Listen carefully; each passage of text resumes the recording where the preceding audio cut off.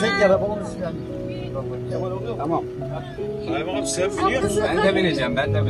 Sen de bin. Hadi. Daha iyi çıkın burada. Sen Gaye'nin yanına bineyim.